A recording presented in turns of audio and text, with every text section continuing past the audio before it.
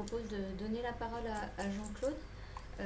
Du coup, Jean-Claude, est-ce que tu peux te présenter rapidement le réseau CIVAM pour ceux qui ne connaissent pas, mais je pense que les gens savent ce que c'est. Bon, quoique. Et puis, nous pourrons présenter en fait les enseignements du projet accessible et d'où ça part aussi en termes de questionnement, d'enjeux de votre part qui a conduit à ce projet et voilà les enseignements principaux, notamment ceux que vous avez tirés également en termes de confrontation de regard entre vos réflexions, le terrain et puis aussi la recherche. Voilà. D'accord. Merci, bonjour à ceux qui n'ai pas eu l'occasion de le dire et merci de l'invitation. C'est un sérieux défi que tu me proposes puisque ça fait 4 ans maintenant qu'on travaille officiellement et financé sur cette affaire et ça fait 10 ans qu'on s'est posé la question et il faut que je résume en 10 minutes ou 15 minutes, je crois que tu m'as dit à peu près 15 minutes, les principales lignes de ce projet, mais je vais tâcher de m'y tenir. Donc je regarde l'heure. Le CIVAM, c'est une organisation professionnelle agricole qui rassemble en gros, alors suivant la manière dont on dit une ferme, entre 12 000 et 15 000 fermes, qui a été créée en 1946 sous un autre nom. C'était assez ancien.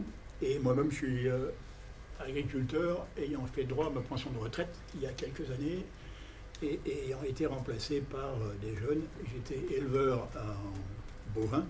J'ai fait du lait pendant 15 ans et de la viande pendant 25 ans, de la transformation de tous mes produits et de la vente directe de tous mes produits, pendant donc les 40 ans d'exercice professionnel auquel j'ai été confronté. J'ai participé à créer le GAP du Finistère, ou ce qui allait devenir le GAP du Finistère en 77-78.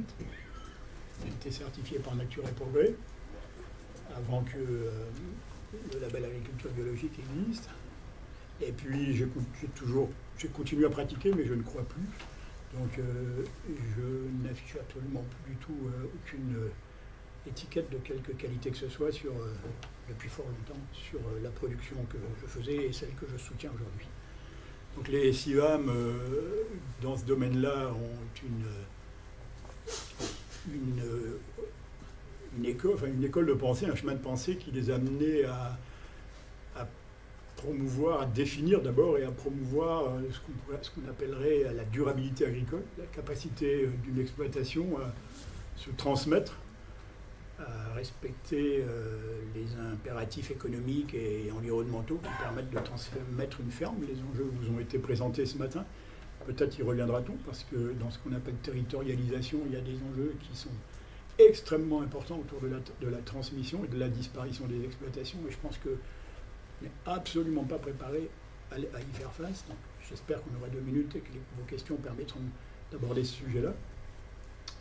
Quand on a établi ce qu'on appelle donc les critères de durabilité d'une exploitation agricole et de l'agriculture, on a fait une recherche sur ce qui est devenu un triptyque à partir de 92 et de la conférence de Rio sur la durabilité économique, environnementale et sociale. Ce sont des outils sur la question économique et environnementale qui sont très précis, qui sont devenus très pointus, qui sont utilisés aujourd'hui fortement dans l'enseignement agricole, qui permettent aux adhérents du CIVAM qui font par exemple de la production laitière dans le Grand Ouest de se situer quasiment tous dans le quintile supérieur des revenus agricoles et qui, pour ce qui est par exemple des céréaliers, aujourd'hui qui vont vers ces pratiques-là, on arrive à peu près à des résultats du même type assez rapidement. On est beaucoup moins sûr de nous en ce qui concerne le maraîchage et encore moins pour ce qui concerne l'arboriculture, mais on commence à examiner ces pratiques-là de cet angle-là. Voilà, ça c'est pour l'introduction générale. Alors, pour en revenir à notre question aujourd'hui, sur l'aspect social de la durabilité agricole, jusqu'il y a peu, on avait défini cet aspect durabilité sociale en disant en observant le sort du paysan. Quelle vie mène-t-il, comment se comporte-t-il? En gros, est-ce qu'il cotise suffisamment pour avoir une retraite assurée? Est-ce qu'il place plus d'argent dans le capital que la retraite? Est-ce que sur l'exploitation, quand il y a 2 travailleurs, les 2 sont rémunérés? Est-ce que la femme, c'était très souvent le cas, elle disparaît de de la comptabilité, par exemple, elle disparaît des cotisations sociales, etc. etc. Est-ce que le paysan dégage suffisamment de temps pour être, par exemple, élu municipal? Quel est le ressentiment, quel ressenti a-t-il de son existence? Voilà, en gros, ce que nous avions appelé le domaine social de l'agriculture. Et puis, basta de ce qui en est de la consommation des produits, de ce qu'on produisait sur nos exploitations. Et puis, eh bien, la question est venue de ceux qui, comme moi, faisaient de la vente directe, qui ont constaté au bout de... Alors, ça dépendait de la rapidité d'esprit de certains, mais moi, je suis un peu lent, mais au bout de 30 ans quand même, on constate qu'on ne nourrit pratiquement comme ça qu'une partie très identifiée, très précise de la population française, définie pas seulement géographiquement parce que c'est vos voisins, mais certainement plus par ses capacités économiques et une définition d'ordre culturel également. Les gens qui habitent dans les endroits précis, très peu dans les immeubles, beaucoup dans des périphéries de bourgs ou de villes, des gens qui ont des voitures moins de 5 ans, des abonnements à des revues qui sont style Nouvel Obs, Télérama, enfin moi je me souviens que je savais quand j'allais rentrer dans une maison ce que j'allais trouver devant le poste de télé. Donc quand des métiers qu'on avait bien identifiés autour de la santé aussi, par exemple, beaucoup d'infirmières, de médecins. Je pense que vous êtes assez familier de ça, donc je ne vais pas insister là-dessus. Et du coup, ça nous a posé la question de où se nourrissent ceux qu'on ne voit pas, comment se nourrissent-ils, qui les nourrit. Et puis, finalement, est-ce qu'une agriculture peut se targuer de durabilité si elle ne nourrit qu'une fraction, ne serait-ce que 10% de la population française? C'était ces questions-là qui nous ont amenés à bâtir un programme de recherche soumis au ministère de l'Agriculture lors d'un appel d'offres en 2012 et à entamer le travail après avoir été lauréat de cet appel d'offres il y a maintenant 4 ans, puisqu'on va rendre finalement, là ça fait 1 an qu'on a fini la recherche, on est en train de rendre au ministère tous nos comptes et nos attendus. Alors pourquoi cette question? Pas de durabilité sans accès de tous à cette alimentation. C'est une question éminemment politique, ce n'est pas qu'une question agronomique. C'est une question agronomique, puisque c'est une question agricole, c'est une question agronomique, mais ce n'est pas qu'une question agricole, c'est une question éminemment politique. Et pour faire écho à ce que j'ai entendu ce matin, et j'ai pris pas mal de notes, et je pense que je n'aurais pas entendu ça. C'est ce que j'ai entendu ce matin. On connaît bien les camarades de Solagro, parce qu'on travaille avec eux depuis qu'ils ont été créés, depuis qu'ils se sont créés. Et on les a croisés souvent. Et je pense que je n'entendais pas leurs propos il y a 3 ou 4 ans, de la même manière que je les ai entendus ce matin, après avoir travaillé sur cette question de l'accès à l'alimentation. Parce que ce qui se cache derrière cette assiette moyenne, dont nous parlait tout à l'heure l'intervenant de Solagro, donc excusez-moi, il n'y a pas d'assiette moyenne. En fait, ce qu'il faut perdre cette idée-là, c'est que ce qu'on a découvert, c'est qu'aujourd'hui, l'alimentation, c'est un facteur puissant de l'inégalité sociale en France. Alors, c'est à la fois un marqueur de cette inégalité et c'est aussi un producteur de l'inégalité. En fait, pour employer un langage qui est certainement passé de mode pour une partie d'entre vous, c'est un élément puissant de la lutte de classe. Suivant le revenu que vous avez, la situation sociale qui est la vôtre, vous mangez d'une certaine manière, et quand on observe quelqu'un, on sait à peu près comment il va manger. Le jeu, il est à peu près de 10 à 15% sur la manière où il habite, comment il s'habille, etc. L'âge qu'il a, on sait à peu près comment il va manger. Voilà. L'alimentation est un marqueur puissant aujourd'hui de l'inégalité. Alors, tu disais à juste titre tout à l'heure, ça c'est une interrogation forte, il y a des inégalités territoriales aussi, il faut en prendre largement compte, mais il y a des inégalités sociales dont l'alimentation est le reflet. Je dis ça, c'est puissant parce que vous êtes tous particulièrement ce matin interpellés sur la question environnementale, sur le changement climatique. Et je sais pour avoir des petits-enfants que c'est une question extrêmement prégnante dans la société aujourd'hui, puisqu'on en voit beaucoup qui commencent à faire ce qu'on appelle des dépressions environnementales, liées à l'état environnemental. Je suppose que vous êtes aussi familier de ces questions-là. Et nous avons acquis une certitude au bout de ce travail-là, c'est qu'il n'y aura pas de politique environnementale puissante dans un monde où les inégalités sont telles qu'elles sont aujourd'hui. Donc le premier des objectifs d'un agriculteur qui va faire face au changement climatique, c'est de réduire les inégalités dans le monde dans lequel il vit, en tout cas celles qui sont à sa portée, c'est-à-dire les inégalités alimentaires.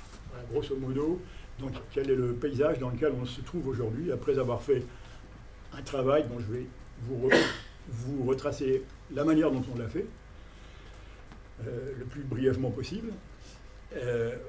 On est allé, en tant que CIVAM, on est un réseau d'éducation populaire. Je vais vous faire grâce de ce que c'est que l'éducation populaire. Je vais supposer que vous le sachiez, que vous le savez, pardon.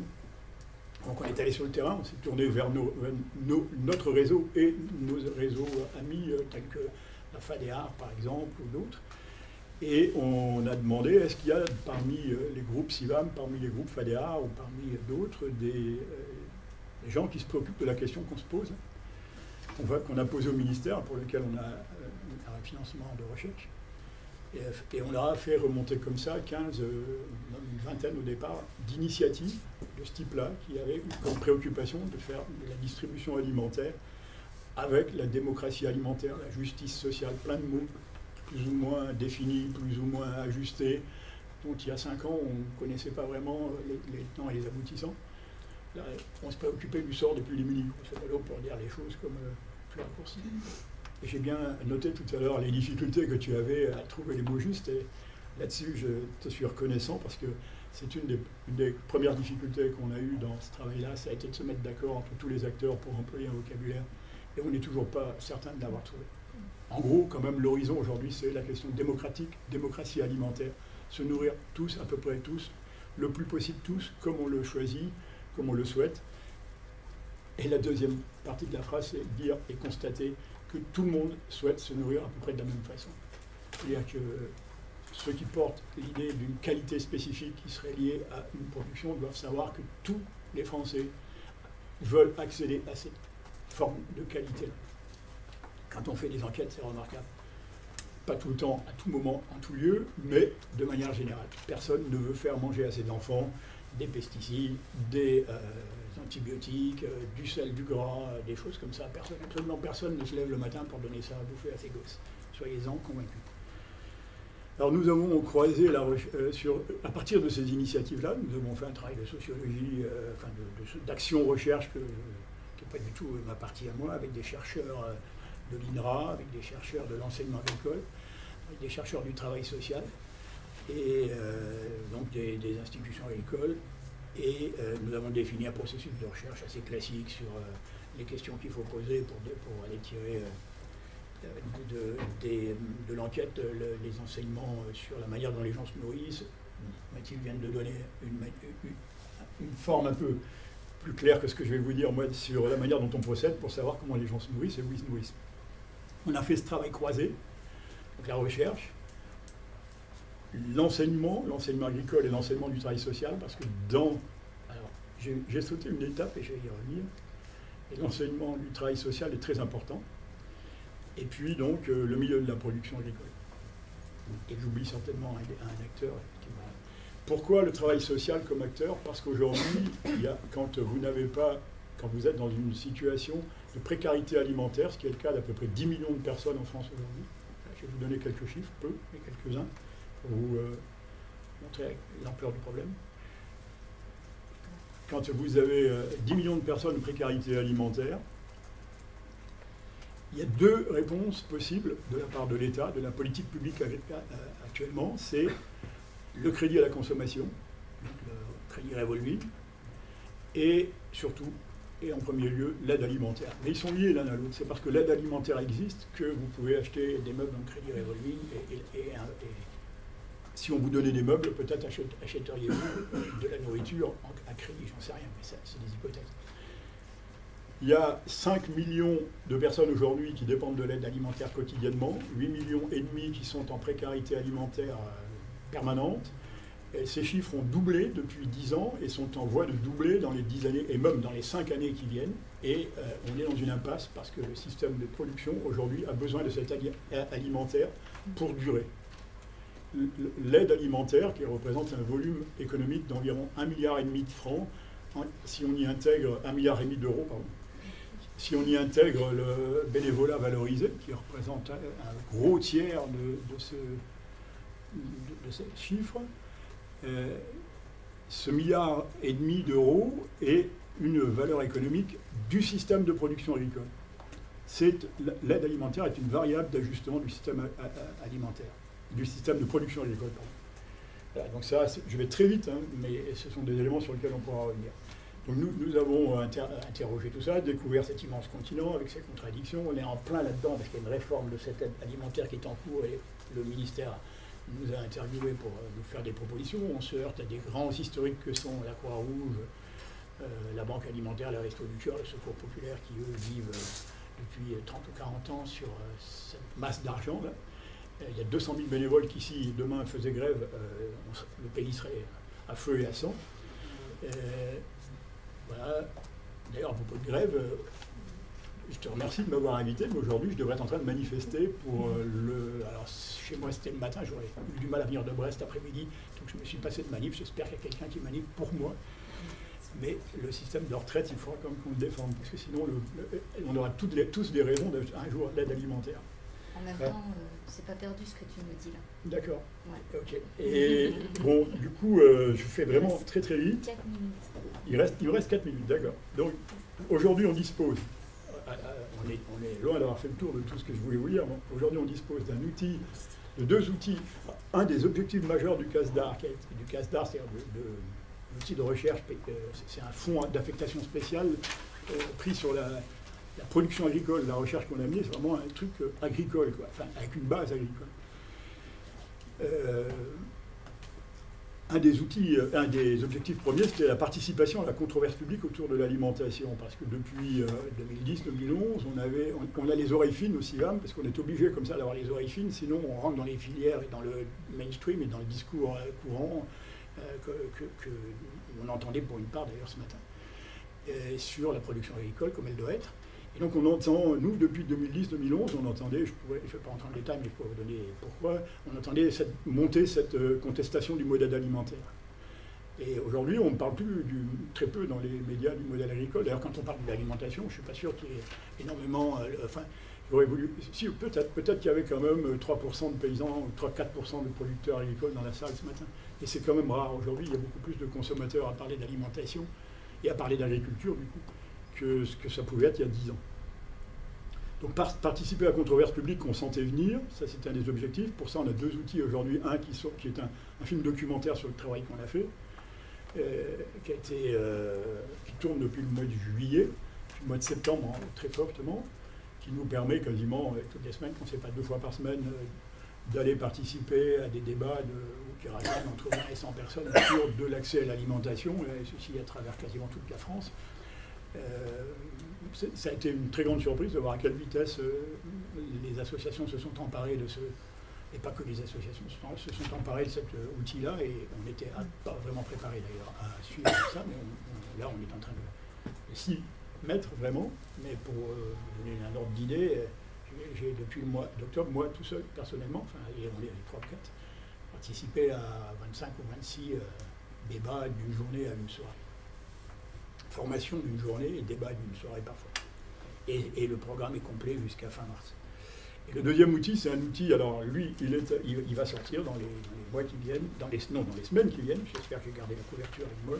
C'est un outil d'autodiagnostic des initiatives de distribution alimentaire se référant à la démocratie alimentaire, la justice alimentaire, l'accès de tous à l'alimentation comme objectif premier. C'est un outil d'autodiagnostic qui sera donc à disposition, qu'on s'apprête évidemment à accompagner aussi sur le terrain, qui a une couverture de ce type-là, vous verrez, il va être édité, je l'espère, dans le mois qui vient. Là. On est vraiment en train de le finaliser cette semaine. Et qui vous donnera, à partir de constats et quelques résultats de la recherche, un mode d'enquête sur les pratiques que vous menez, et à partir de 4 axes majeurs pour regarder les pratiques. C'est un sur qu'est-ce que la qualité, donc la qualité, point d'interrogation.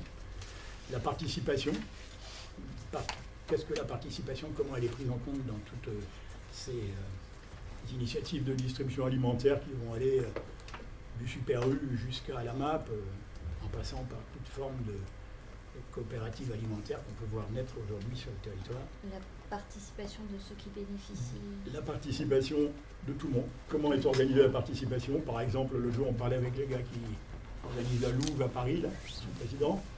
Comment est prise en compte la question agricole? Comment participent les producteurs agricoles à son organisation? Très peu. Mais c'est pas pour dire que c'est pas pour juger, hein, c'est pas un outil qui permet de juger, c'est un outil qui permet d'examiner ces pratiques. Donc la participation. Donc, pour répondre à ta question, on a donc quelques partis pris pour chacune de ces. Le premier de ces partis pris, c'est remettre les mangeurs et les agriculteurs, les producteurs au cœur du système alimentaire. Comment c'est pris en compte, comment c'est fait? On observe. Donc il y a toute une liste, l'outil fait une centaine de pages, il y a toute une liste de questions à se poser. Donc l'agriculture, est-ce qu'à l'intérieur de cette initiative, le mode de production est réellement compris, est réellement pris en compte? Quelle est la place de l'agriculture là-dedans? Par exemple, si on observe une grande surface, il est assez fréquent de constater que la grande surface, elle ne nourrit pas les paysans. Elle prétend nourrir tout le monde, mais elle détruit l'emploi agricole, donc elle ne nourrit pas les paysans. Et quand on leur dit ça, évidemment, après ils en font ce qu'ils en veulent, mais c'est un constat qu'on fait. Et le dernier axe sur lequel on propose de travailler, c'est l'autonomie. L'autonomie tant de la structure elle-même par rapport aux politiques autour, que des personnes dans la structure. Donc je ne vais pas détailler ça, c'est beaucoup trop long. Je conclue rapidement. On va diffuser l'information. Ouais, alors. Donc je vous le disais tout à l'heure, il n'y aura pas de politique environnementale sans une diminution drastique des inégalités. Il n'y aura pas de politique environnementale efficace pour l'ensemble de la population sans une diminution drastique des inégalités. Les inégalités qui sont à notre portée, nous, en tant que producteurs, ce sont les inégalités alimentaires. Le mode de production agricole, suivant la manière dont il est abordé, produit plus ou moins des inégalités en tant qu'il détruit le travail ou pas, en tant qu'il capitalise ou pas, en tant qu'il respecte les sols et permet de les transmettre ou pas, etc. Donc il participe ou pas à l'aggravation de la pauvreté et des inégalités. Voilà, ça c'est une chose qu'il faut avoir à l'esprit. Les rapports sociaux, la qualité des rapports sociaux aujourd'hui sont contenus dans l'assiette et sont contenus dans le tracteur, sur le tracteur, parce que c'est pas quand même dans le tracteur, sur le tracteur, ou pour, et je m'arrêterai là-dessus, ou pour reprendre l'écho d'une conférence que fait un de mes collègues, sur l'âne aussi, puisqu'on voit apparaître depuis 3 ou 4 ans un nombre impressionnant d'ânes maraîchers. Ça c'est pour finir sur une note un peu plus joyeuse.